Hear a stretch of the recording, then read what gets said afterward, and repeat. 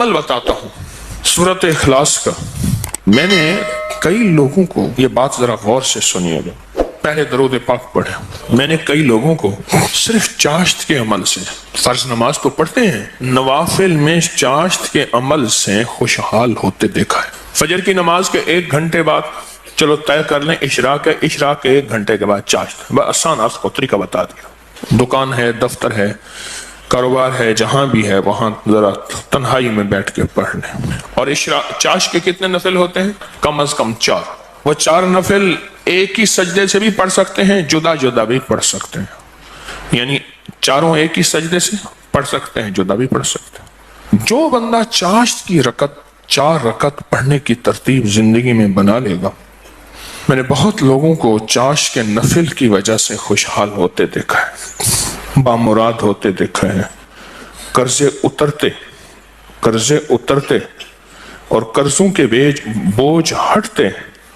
میں نے یہ دیکھا ہے، اور بہت تجربہ، بارہا تجربہ، اور زندگی کا ایک حصہ میرا گزرا ہے ان روحانی مشاہدات و تجربات میں. آج بھی طالب علم ہوں میں نے اس کے بہت تجربات دیکھے اور بہت مشاہدات دیکھے، اور حیرت انگیز تجربات، مشاہدات اس کے دیکھے ہیں کہ جو بندہ چاشت کے 4 رکعت کم از کم پڑھ لے، یہ 4 رکعت جو پڑھ لے گا، آپ اس پہ ٹائم نوٹ کیجئے گا، کبھی بھی 10 منٹ سے زیادہ نہیں لگتے. توجہ سے دھیان سے پڑھیں بھی تو 10 منٹ لگتے ہیں. پر یہ اشراق کے نفل جو چاہتا ہے کہ میری نسلیں خوشحال ہو جائیں اور میری زندگی خوشحال ہو جائے، اور خوشحال بھی کیسی ہو، اور بتاؤں خوشحال بھی کیسی ہو، خوشحال بھی ایسی ہو کہ کسی کی نہ جیب پہ نظر پڑے، نہ کسی کی امداد ہو، نہ کسی کی مدد ہو، نہ کسی کا ہاتھ اوپر کا ہو اور میرا نیچے کا ہو. بالکل ایسا نہ ہو. اللہ غیبی نظام چلاتا ہے، اس کے خزانوں میں کوئی کمی نہیں ہے. اللہ غیب سے اور غیبی نظام چلاتا ہے اور غیب سے عطا کرتا ہے. جو یہ فیصلہ کر لے کہ میں نے اشراق پڑھنی ہے، چاشت میں یہ نفل چاشت کے پڑھنے ہیں. اچھا، یہی نفل، یہی عمل اشراق میں بھی پڑھ سکتا ہے، لیکن میں نے جو تجربے کیے ہیں چاشت کے، اشراق کے اپنے فائدے، اس کی اپنی تاثیر، نہ انکار، ہمیشہ اقرار.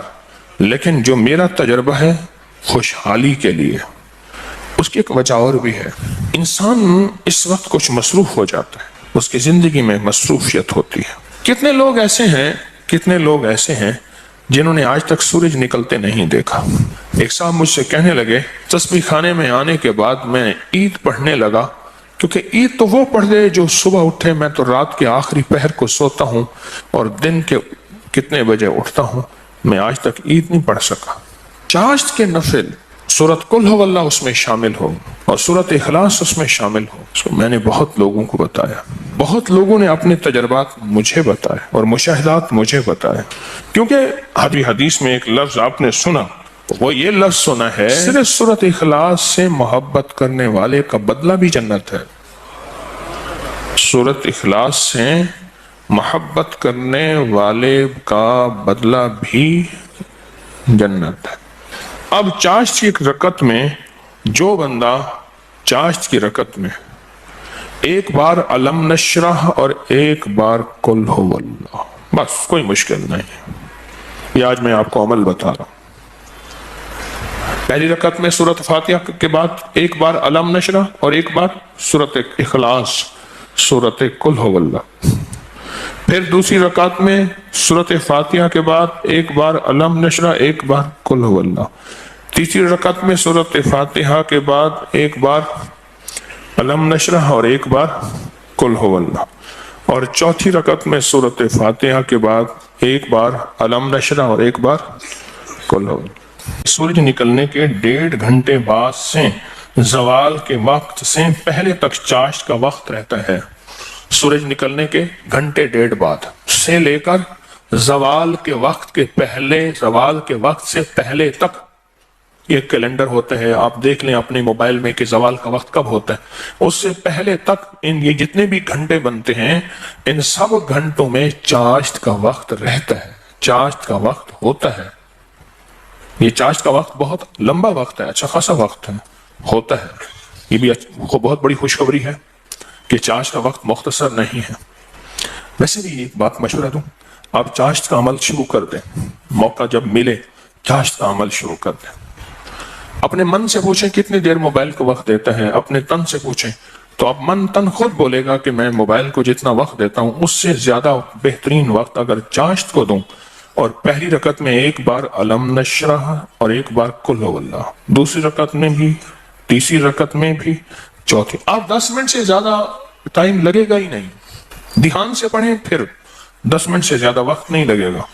تو کیا خیال ہے 10 منٹ وقت دے کے اللہ کے خزانوں کی کنجیاں لے لیں؟ بولیں، ہاں جی بتائیں، بولیں بتائیں، سارے بتائیں، جوان بھی بتائیں اور جاگتے بابے بھی بچائیں، ہاں جاگتے بابے سارے بتائیں کہ کیا خیال ہے 10 منٹ میں، بولیں 10 منٹ میں کنجیاں لے لیں اللہ کے خزانوں کی، اللہ کے خزانوں کی کنجیاں لے لیں۔ اور یہ سورۃ اخلاص کی طاقت میں یہ چیز موجود ہے، سورۃ اخلاص کی طاقت میں یہ تاثیر موجود ہے۔ میں ایک دفعہ صحرا میں گیا، دور ایک ٹیلے پہ گیا، میں نے کہا مولا پتہ نہیں کتنے 100 سال کتنے 1000 سال سے آج تک یہاں سجدہ نہیں ہوا، کیونکہ صحرا یہ پہاڑ تو ہزاروں سال پرانے ہیں نا، بلکہ لاکھوں سال پرانے ہیں۔ تو میں نے وہاں نفل پڑھے، اور نفل پڑھنے کے بعد میں نے اس صحرا پہ انگلی سے سورۃ اخلاص لکھی، اور اخلاص لکھی، سورۃ اخلاص انگلی سے لکھ کر پھر اس ریت کو جمع کیا اور اس ریت کو بکھیر دیا، اور اللہ سے عرض کیا یا اللہ جہاں جہاں بھی اس کے ذرے جائیں وہ سارے ذرے قیامت تک سورۃ اخلاص پڑھ کے میرے ترازو کو بھاری کرے۔ بس ایک عمل تھا، اور وہ اس کریم کی عطا کے بہانے ہیں، اس کی شفقت کے بہانے ہیں، اور اس کی مہربانی کے بہانے ہیں۔ جیسے میں نے چاشت کے نفل بتائے ہیں، پڑھ لیا کریں، سفر میں ہیں، حضر میں ہیں، جہاں بھی ہیں، گاڑی میں بیٹھے ہیں نا باوضو ہیں، نفل کی آپ پڑھ سکتے ہیں، آپ بیٹھے ہوئے نفل پڑھ سکتے ہیں، آپ کھڑے ہو کے نفل پڑھ سکتے ہیں، آپ بستر میں نفل پڑھ سکتے ہیں۔ میرے آقا کا فرمان ہے بعض لوگ ایسے ہوں گے جو بستروں میں بیٹھ کے اللہ کا ذکر کریں گے اور سیدھے جنت میں جائیں گے۔ اللہ کا بڑا نظام ہے، میرا اللہ بڑا کریم ہے۔ دیکھیں دین نے جہاں رعایت دی ہے اس کو لینا بھی دین ہے، اپنی طرف سے رعایت نہ نکالیں، اگر رعایت دی بھی ہے تو اس کو لینا بھی دین ہے۔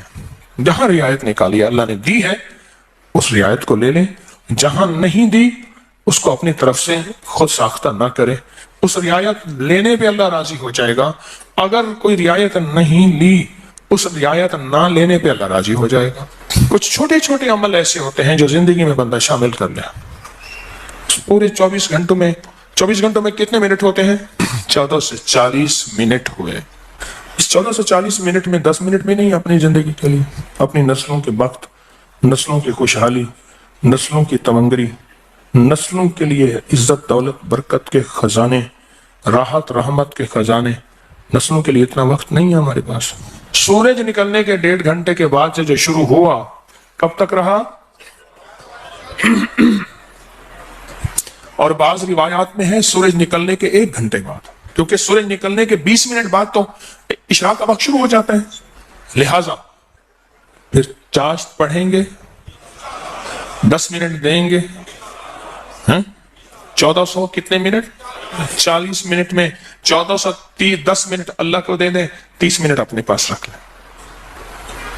لیں اپنے پاس اور اللہ کو دے دیں۔ اللہ کہتے ہیں اچھا والد لایا مٹھائی کا ڈبہ، اس نے ڈبہ دیا، ایک لڈو دے دیا باقی چھپا دیا، اور دے کے کہتا ہے میرے بیٹے مجھے تو دے، بیٹا چھپاتا ہے، اگر دے دیتا ہے تو خوش ہو کے کہتے ہیں نہیں میں تیرے لیے لایا تھا، یہ سارا ڈبہ تیرا ہے، اور اگر بیٹا نہیں دیتا تو دل افسردہ ہوتا ہے لیکن پھر بھی ڈبہ ہوتا بچے کا ہے۔